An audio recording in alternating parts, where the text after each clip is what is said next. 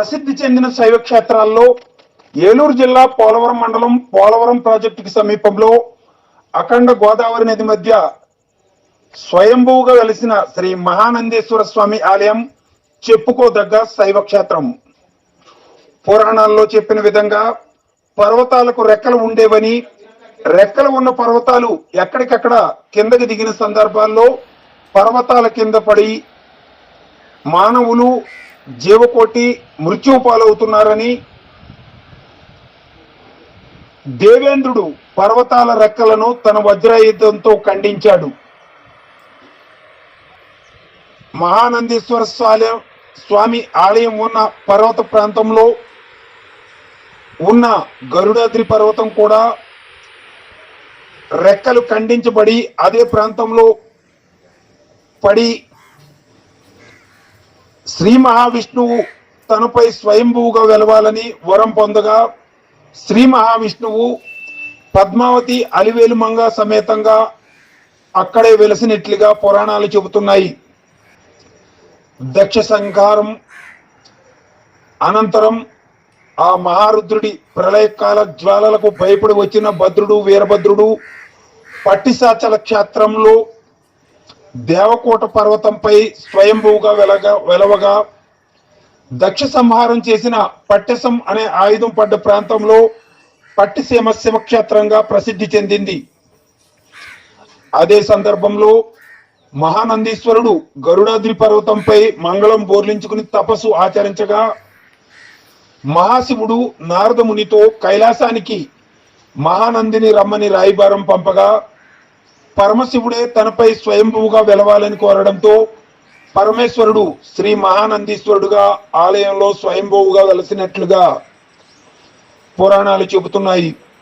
అప్పటి నుండి ఆ శివక్షేత్రం శ్రీ మహానందేశ్వర ఆలయంగా ప్రసిద్ధి చెందింది. క్షేత్ర మహిమల గురించి ఆలయ నిర్వాహకులు శివానందగిరి మాట్లాడుతూ, గత 25 సంవత్సరాల క్రితం తనకు పరమేశ్వరుడు కలలో కనిపించి ఆలయాన్ని చూపించాడని, ఎలా వచ్చాడో ఏమిటో తెలియకుండానే ఆలయానికి వచ్చి అక్కడే స్థిరపడినట్లుగా శివానందగిరి స్వామీజీ తెలిపారు.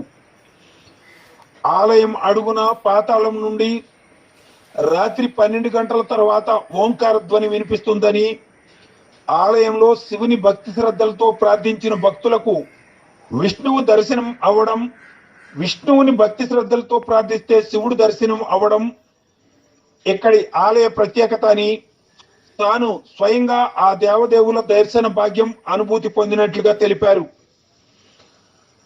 ఆలయం అంతర్భాగం నుండి కాశీకి స్వరంగ మార్గం ఉందని, ఆ మార్గంలో పాతాళంలో మరో శివాలయం ఉందని, ఆ శివాలయంలో దేవతలు శివ పూజలు చేస్తుంటారని, గతంలో ఒక గోవు ఆ సొరంగంలోకి వెళ్ళిపోగా గోవులు కాసే కాపరి గోవుని అనుసరిస్తూ సొరంగ మార్గంలో ఉన్న ఆ శివాలయం వద్దకు వెళ్ళినట్లు, దేవతలు అతనిని 6 మాసాల పాటు ఆలయంలో ఉంచి అతనితో శివునికి పూజలు నిర్వహించినట్లు, ఈ విషయం ఎవరికైనా తెలిపితే వెంటనే మరణం ప్రాప్తిస్తుందని తెలిపి అతనిని 6 మాసాల అనంతరం బయటకు పంపినట్లు, బయటకు వచ్చిన ఆ బాలుడు విషయం బయట వ్యక్తులకు చెప్పిన మరుక్షణం మృతి చెందినట్లు స్థానికుల కథనాలు చెబుతున్నాయి.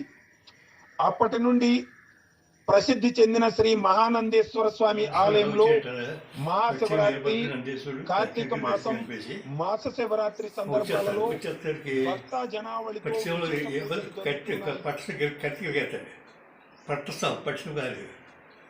అప్పుడు ఆ వైభవం చూడలేక నందేశ్వరుడు వచ్చి కొండ పోనొచ్చుకున్నాడు. ఈ దగ్గర నేను ఉంటాడు కొండ పోనొచ్చుకున్నాడు. అప్పుడు పరమేశ్వరుడు నారమోహన్ పంపాడట, కానీ నంది తీసుకురామని నందిని. నందీశ్వరుడు అన్నట్టే కలియుగం అంతా పైకి వస్తుందిగా అన్నాడట. సరే అయిపోయింది. ఈ కొండ గడ్డాచి పర్వతం ఓ రెక్కతో ఎగిరేస్తుంది. ఎగిరితేని దేవేంద్రుడు కొండ రెక్క కనిపించేది, కొండ ఇక్కడ ఉండిపోయింది. ఇది 10,000 సంవత్సరాలు తపస్సు చేసినట్టు, ఘోర తపస్సు చేసినట్టు. అప్పుడు విష్ణు ఈశ్వరుడు వచ్చాడు, నీ జీవన కాబట్టి మెద్దరు ఉండాలి కోరుకుంది. నందుకోసం ఈశ్వరుడు వచ్చాడు. ఈ గడి ఎత్తుపడి వెంకటేశ్వరం వచ్చింది. శివకోటి ఎక్కడ లేదు, జంటగా 2 గుడి ఒక మండపం మీద. అలా కానీ ఈ గుడి నాకు తెలియదు. భగవంతు దర్శిస్తే సుబ్రహ్మణ్యేశ్వరం 2 మైలు దర్శించాడు ఎక్కడో ఉండదు ఇట్లా ఇది బాగుందని చెప్పి తలం పెట్టుకున్నాను. అప్పుడు ఆ దర్శనానికి తీసుకొచ్చేవాడు. ఎలా వచ్చి నాకు తెలియదు. వచ్చి అక్కడ పడుకున్నాను ఇలా హరిమల